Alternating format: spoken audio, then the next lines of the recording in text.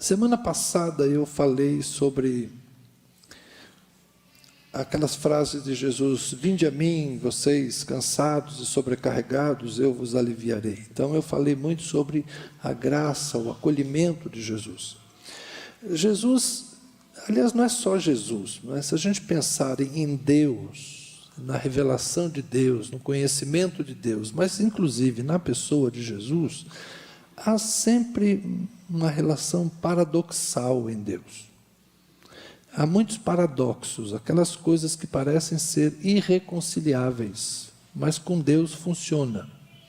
É como grandeza, poder e amor. Deus é detentor de todo o poder, de toda a glória, de toda a grandeza, a gente fala muito disso. Tudo é de Deus, mas ao mesmo tempo Deus abre mão de tudo e entrega tudo. É interessante a gente observar como é difícil conciliar para nós a santidade de Deus e a graça de Deus. Como é que Ele pode ser tão santo? Deus é santo, Deus é puro, não há pecado em Deus, mas Ele convive conosco, que somos suscetíveis a falhas e cometemos pecados ocasionalmente.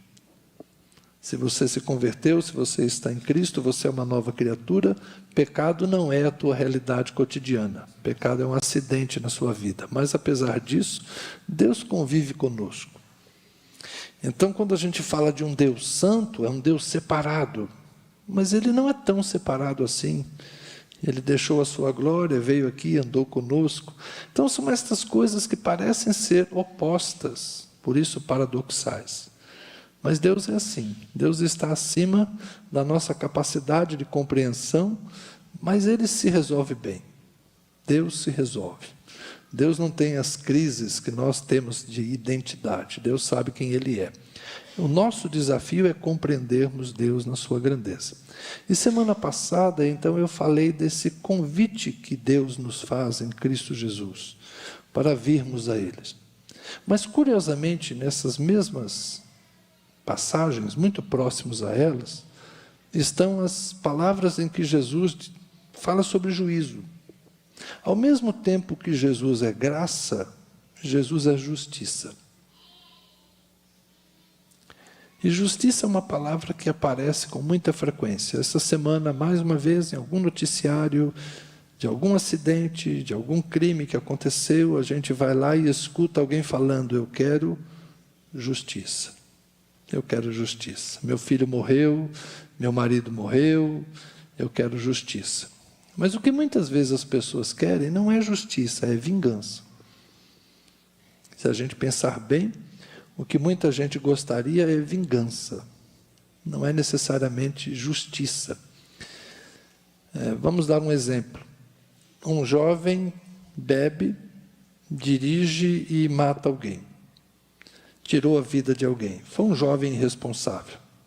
Vai responder por um crime. Alguém vai dizer: não, tem que ser homicídio culposo, tem que ser julgado por homicídio culposo e tem que ficar preso porque correu o risco de dirigir, bebeu, dirigiu, matou, tem que ser punido.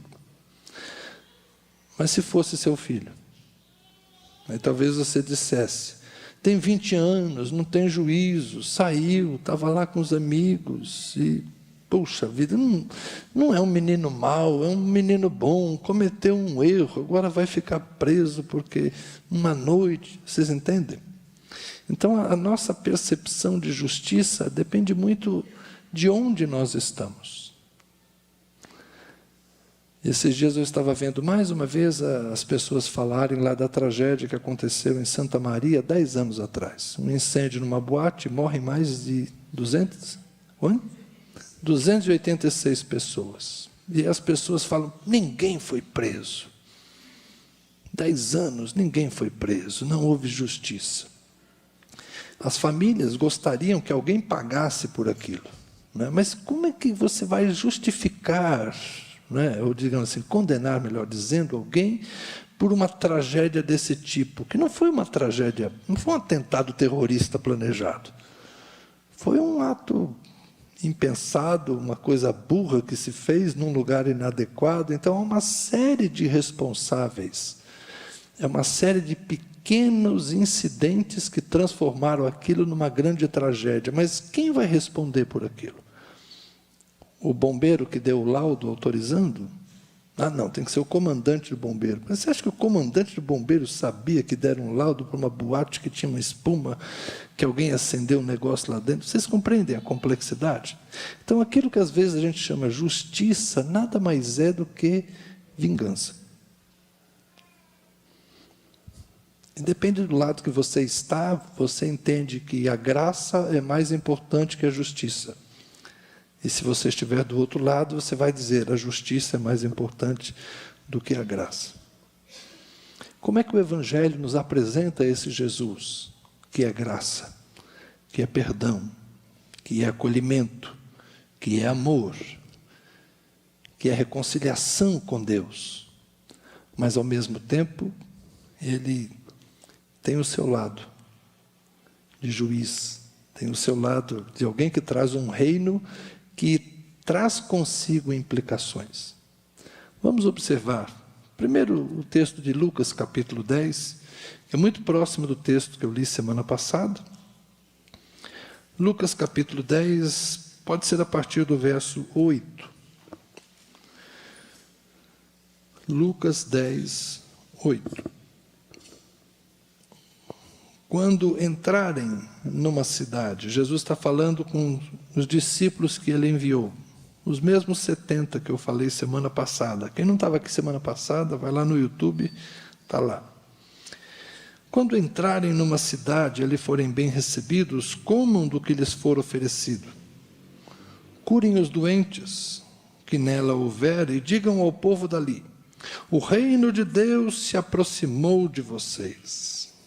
Frase bonita, né? O reino de Deus se aproximou de vocês.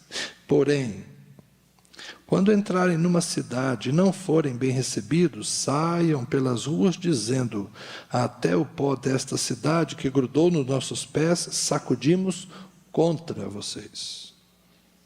No entanto, saibam que está próximo o reino de Deus. Olha, o mesmo reino que se aproxima para os que acolhem bem, é o reino que se aproxima para aqueles que não recebem. Eu digo a vocês que naquele dia haverá menos rigor para Sodoma do que para aquela cidade. E aí Jesus se dirige a 3 localidades da Galileia. Ai de você, Corazim, ai de você, Betsaida, porque se em Tiro e em Sidom, cidades fenícias, se tivessem operado os milagres que foram feitos em vocês, há muito que elas teriam se arrependido, assentadas em pano de saco e cinza. Mas no juízo haverá menos rigor para Tiro e Sidom do que para você. E você, Cafarnaum, a cidade onde Jesus passou boa parte do seu ministério. E você, Cafarnaum, pensa que será elevado até o céu, será jogada no inferno. Aqui é abismo, Hades. Quem ouve vocês, Jesus falando aos discípulos, quem ouve vocês, ouve a mim. Quem rejeita vocês, é a mim que rejeita. Quem, porém, me rejeita, está rejeitando aquele que me enviou. E aí tem um texto que eu li semana passada. Então percebam que o reino que chega é um reino que traz ao mesmo tempo cura, libertação, graça, perdão.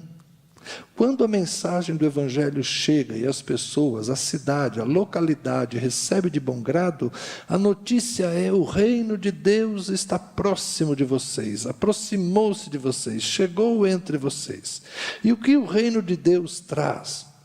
Nas palavras de Paulo, o reino de Deus é justiça, paz e alegria no Espírito Santo. Mas nós também podemos dizer que o reino de Deus traz cura, o reino de Deus traz libertação, o reino de Deus traz luz, o reino de Deus traz verdade. Portanto, ele tira o engano, ele tira a escuridão. Ao trazer paz, ele liberta da angústia, do sofrimento de alma. Ao trazer justiça, o reino de Deus elimina a opressão. A presença do reino de Deus é transformadora numa sociedade. Uma sociedade que clama por justiça é necessariamente uma sociedade oprimida. Quem pede justiça? Quem está sendo oprimido. Quem está sendo ofendido. Quem está sendo lesado. Quem está sendo ignorado por aqueles que têm o poder, mas não usam o poder para fazer justiça. Então, se alguém está clamando por justiça, é porque ele está sofrendo algum tipo de opressão. Pode ser opressão econômica, pode ser a opressão da força militar, a ocupação, não é?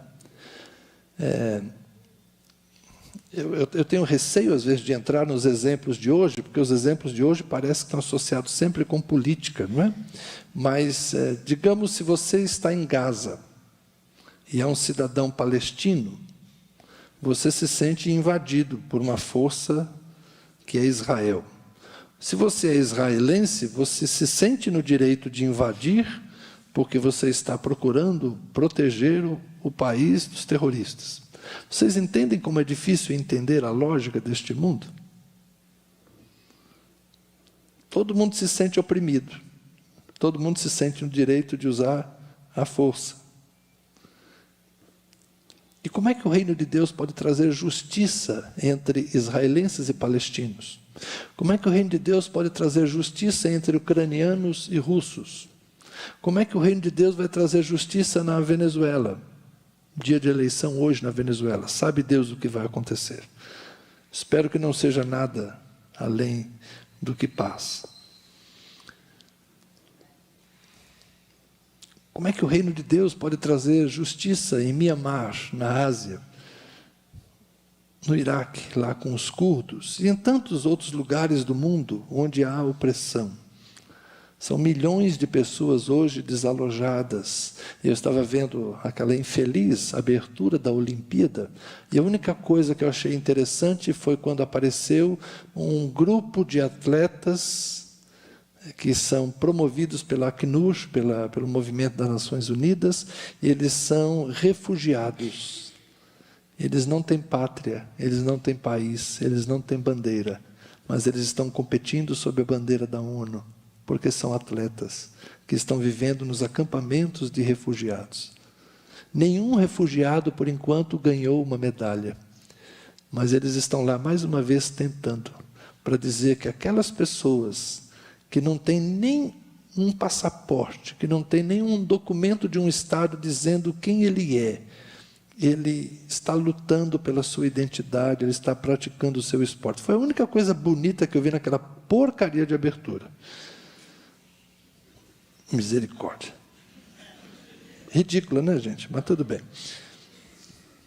Je ne suis français. Bom, então é o seguinte. Je ne parle français.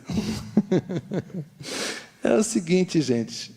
Que coisa linda você ver um grupo de homens e de mulheres que estão lá, participando em algo que é mundial, mas eles estão lá para denunciar.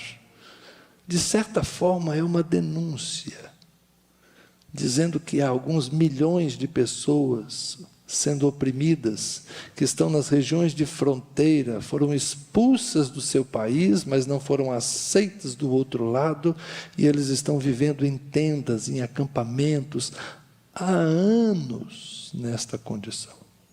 Como é que o reino de Deus pode chegar neste lugar e trazer paz e trazer justiça?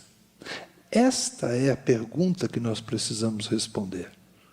Como que o reino de Deus vai trazer paz nas periferias? Como é que o reino de Deus vai trazer paz nos morros do Rio de Janeiro? Na guerra entre traficantes e milícias? Como é que o reino de Deus vai trazer paz no entorno do Distrito Federal, com essa desigualdade econômica que a gente vive tão profunda? Como é que o reino de Deus vai trazer paz no mundo em que ainda há tantos homens oprimindo as suas mulheres? Ainda há tanta violência contra o que deveria ser o sexo frágil, mas não é, porque é o sexo muito forte, né? Como é difícil a gente ver isso. Então, quando a gente fala em justiça, a gente não pode ignorar que há no mundo hoje uma multidão de gente que está orando a Deus, desejando que o reino venha, mas que o reino traga para eles justiça e traga para eles paz. O salmista escreve isso: a justiça e a paz se beijaram. Honestamente, não existe paz sem justiça. Quando houver injustiça, haverá clamor, haverá um sentimento de revolta, haverá luta, e é importante que isso exista. A indignação, a inquietação, não vou dizer necessariamente a insubordinação, mas sim o anseio, a luta para que haja paz com justiça. Isso é o reino de Deus. Isso é o reino de Deus. Então, quando Jesus fala aqui de cidades que ouviam o Evangelho, que recebiam os discípulos, e por meio dos discípulos recebiam a pregação da Boa Nova, mas também as manifestações deste reino, que são, naquela oportunidade, a cura dos enfermos e a libertação dos oprimidos pelos espíritos malignos, esses são sinais do reino de Deus. Quando Jesus fala, se esta cidade receber, o reino chegou. Olha que coisa boa, cura. As UPAs estão lotadas. Os hospitais, lembra, há pouco tempo atrás, nós não tínhamos leito para internar gente com dengue no Distrito Federal, que é um dos lugares onde há mais leitos hospitalares na relação per capita. Mas não tinha vaga de hospital. Não tinha vaga. Eu fiz uma cirurgia, gente, foi um negócio absurdo. Eu fiz uma cirurgia, fiquei internado um dia e eu fui para a UTI. Minha mulher ficou assustada, falou, por que meu marido foi para a UTI? Calma, é que o hospital está tão cheio que ele ficou na UTI. E o médico no dia seguinte falou para mim, você deu sorte. Eu reservei uma vaga na UTI, você dormiu lá. A outra cirurgia que eu fiz, o cara ficou no centro cirúrgico, porque não tinha vaga nem na UTI. Então é assim, há pouco tempo atrás a gente estava vivendo essa crise aqui no Distrito Federal. Não tinha leito hospitalar. Mas imagina como era a vida no passado. Não tinha hospital, não tinha médico, não tinha medicamento. Como era a vida nos dias de Jesus? Como é que se curavam as doenças? E já imaginou quantas doenças existiam porque eles não tinham a profilaxia que nós temos hoje? Eles não tinham água encanada como nós temos hoje? Eles não tomavam banho todo dia como nós tomamos banho hoje e podemos cuidar de nós mesmos? Eles não tinham álcool gel para passar na mão? Já imaginou como era complicado naqueles dias? Quantas doenças existiam? Aí chega um Jesus que cura todas as enfermidades. Cura lepra, cura surdo, cura cego, cura aleijado, cura leproso. Oh, meu Deus do céu, curava tudo. O reino de Deus chegava trazendo saúde. O que a gente tem que fazer hoje? A mesma coisa. O reino de Deus tem que trazer saúde. Infelizmente, a gente não tem os mesmos recursos espirituais de Jesus. A gente não cura todas as enfermidades, mas a gente pelo menos incentiva o povo a tomar vacina. A gente ajuda os pobres a comprar medicamento e a gente dá um jeito de que todo mundo consiga uma consulta médica. Quando a gente consegue um recurso espiritual milagroso, a gente dá glória a Deus. O Senhor fez um milagre entre nós. Mas se o milagre não acontece, pelo menos a gente dá um jeito de todo mundo aqui conseguir, de alguma forma, buscar a sua saúde pelos meios humanos que a gente dispõe. Isso é reino de Deus também. Isso é reino de Deus. Entre nós não há oprimidos de Satanás. Graças a Deus, nós todos aqui estamos libertos. Louvado seja o Senhor. O diabo não tem poder nas nossas vidas, nas nossas casas. A nossa vida é guardada pelo Senhor. Mas quanta gente ao nosso redor pode estar sendo oprimida? Quanta gente por perto de nós pode estar sofrendo? E aí nós temos que exercer a autoridade no nome de Jesus, para trazer libertação onde há opressão. Então, as cidades onde Jesus era bem-vindo, o reino traz isso. Nós somos uma experiência bem-sucedida do reino de Deus. Você concorda com isso? Nós somos uma experiência bem-sucedida do reino de Deus. Milhões de cristãos confessando a Jesus, servindo a Jesus, aprendendo a perdoar, aprendendo a socorrer, aprendendo a amar, aprendendo a tratar de forma civilizada o seu próximo. Como nós somos abençoados por nascermos num contexto em que Cristo é reconhecido como Senhor e Salvador. Nós somos muito abençoados, queridos, porque nós vivemos cercados dos sinais do reino. Mas não devemos ignorar que há muita incredulidade e há também muita resistência a Jesus. E por conta disso, nós não devemos ignorar que juízo também acompanha a incredulidade. Um pouco adiante, em Lucas capítulo 17, Jesus vai conversar mais ou menos as mesmas coisas, mas com outro grupo.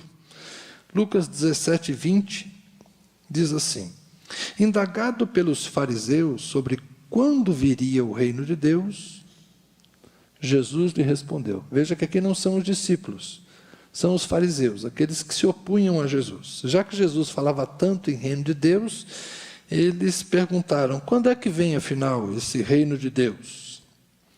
Jesus lhe respondeu: o reino de Deus não vem com visível aparência. Nem dirão ele está aqui ou lá está ele, porque o reino de Deus está entre vocês. A seguir, Jesus disse aos seus discípulos: virá o tempo em que vocês desejarão ver um dos dias do Filho do Homem, mas não verão. E dirão a vocês: ele está aqui, ou lá está ele. Não saiam, nem sigam esta gente, porque assim como o relâmpago que resplandece e brilha de uma a outra extremidade do céu, assim será no seu dia o Filho do Homem. Mas é necessário que primeiro ele padeça muitas coisas e seja rejeitado por esta geração. Assim como foi nos dias de Noé, será também nos dias do Filho do Homem. Comiam, bebiam, casavam, davam-se em casamento, até o dia em que Noé entrou na arca, veio o dilúvio e destruiu a todos. O mesmo aconteceu nos dias de Ló. Comiam, bebiam, compravam, vendiam, plantavam e edificavam. Mas no dia em que Ló saiu de Sodoma, choveu do céu fogo e enxofre e destruiu a todos. Assim será no dia em que o Filho do Homem se manifestar. Uau! Desse Jesus as pessoas não gostam muito de falar, não é? Desta manifestação de Jesus. Não é estranho palavras tão duras? Como foi em Sodoma, e aqui ele está se referindo a Gênesis, Sodoma e Gomorra, né?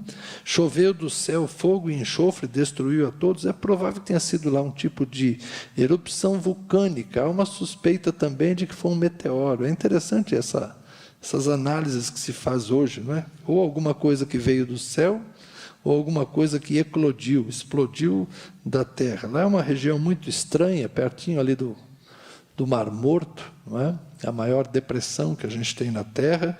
É um lugar que enxofre está muito por lá também, né? Então é uma coisa muito esquisita que aconteceu lá naquela região. Mas seja o que for, são indicativos de quê? De que Deus já exerceu juízo antes. Quando a Bíblia fala de juízo, não é metáfora, não é simbólico, é verdade. Quando virá o reino de Deus, Jesus fala: o reino já está aqui, o reino já está entre nós. Como eu disse há pouco, nós somos uma boa demonstração do que é o reino de Deus. Nós somos uma experiência bem-sucedida do reino de Deus. Mas o reino de Deus e a vinda de Jesus vão ter o seu momento ainda num futuro que uns acham que está perto. Quando eu era menino, eu pensei que eu nem ia casar. Eu até pedia para Jesus: Jesus, deixa eu casar primeiro. que parece que lá no céu não tem esse negócio que eu queria tanto experimentar antes de ir para o céu. Aí eu casei. Aí já estava liberado, né, Jesus? Agora pode vir. Mas depois nasceu meu filho, né? Nasceu minha filha. Ô, Jesus, mais tempo aí, né? Deixa eu ver meus filhos. Agora eu já estou na fase do avô. Tem um neto grande, uma neta pequena, outra neta a caminho. Então é assim, se eu puder ficar mais aqui, melhor ainda, não é? Passou aquela pressa doida, né, de ver Jesus voltar. Mas tem gente que está botando terror por aí. Não falta gente dizendo, meus irmãos, do jeito que a coisa está, Jesus está voltando. Ao que fizeram lá em Paris. Que pouca vergonha. Que coisa ridícula. Zombando de Jesus daquela forma. Deixa eu explicar uma coisa para vocês, né? Esse pessoal que zomba dos símbolos cristãos, a gente tem que se acostumar com isso. É uma minoria infeliz que faz questão de afrontar a cultura cristã. É uma minoria, mas é uma minoria barulhenta. Por outro lado, nós também temos uma minoria cristã que é chata, que é implicante, que é preconceituosa e que vive falando coisas também que não deveriam falar. Então, parece que essa pequena minoria de cá fica ofendendo aquela pequena minoria de lá e nós ficamos no meio desse tiroteio idiota, não é? O quadro que Da Vinci pintou, você que está defendendo a cena da última ceia, você sabe o tamanho desse quadro? Primeira coisa, não é um quadro. A última ceia não é um quadro. A última ceia é uma pintura numa parede. É um afresco. Então você para de ficar ofendido por um negócio que você nem sabia o que era. Aquela imagem que você pensa que foi a que Da Vinci pintou, não é. Aquilo é uma cópia da cópia da cópia, que o que o Da Vinci pintou está muito esmaecido lá na parede, é muito diferente daquilo que vocês conhecem. Nós conhecemos as reproduções gráficas da parede que Da Vinci pintou há séculos. Mas o símbolo, o que aquilo representa, é muito precioso para nós. Porque representa Jesus e seus discípulos. E somos nós. Mexeu com Jesus, mexeu com a gente. Respeitem Jesus. Nos respeitem. Quem quer respeito, precisa aprender a respeitar. O que fizeram foi desrespeitoso. Foi intencionalmente afrontoso. E a nossa reação deve ser proporcional. Indignação, condenação, censura, seguida de perdão, porque somos cristãos. Paciência, não é? Mas, por que eu estou falando isso? Porque, como nos dias de Noé, o mundo vai ter justos e injustos. Como nos dias de Noé, haverá gente que teme a Deus, mas muita gente que não teme a Deus. Como em Sodoma e Gomorra havia lá o justo Ló. No dilúvio, Deus preservou Noé por meio da arca. É assim que é contada a história. Em Sodoma e Gomorra, Deus tirou Ló pela mão de 2 anjos. Deus sempre salva os seus. No dia de Cristo, quando o Senhor vier, quando a história for terminar, quando Deus se cansar dessas estripulias que a gente faz por aqui, e quando Deus disser, chega, fique tranquilo, nós seremos preservados. Se mortos, ressuscitaremos nesse dia na vinda de Jesus. Se vivos, seremos transformados e nos reuniremos aos que vêm na glória com Ele. Então, de um jeito ou de outro, para nós estará tudo bem. A questão não é o que acontece conosco, é o que acontece com os outros. O mundo não teme a Deus. Eles não conhecem a Deus. Estas pessoas que falam do Deus bom, do Deus gracioso, do Deus perdoador, do Deus amoroso, eles estão falando verdade. Deus é tudo isso. O que alguns deles estão ignorando é que esse Deus bom também é Deus santo, é que esse Deus misericordioso também é um Deus justo. Esse Deus que salva também é um Deus que não tem por inocente o culpado. E é por isso que Jesus disse: Corazim, Betsaida, haverá mais misericórdia para Tiro e Sidom do que para vocês, porque vocês viram milagres que eles não viram. Cafarnaum, haverá mais misericórdia para Sodoma do que para vocês, porque eles não viram os milagres que vocês viram. Nós temos que ter consciência de que Deus haverá de ter misericórdia de quem Ele quiser ter misericórdia. Isso é uma prerrogativa dEle.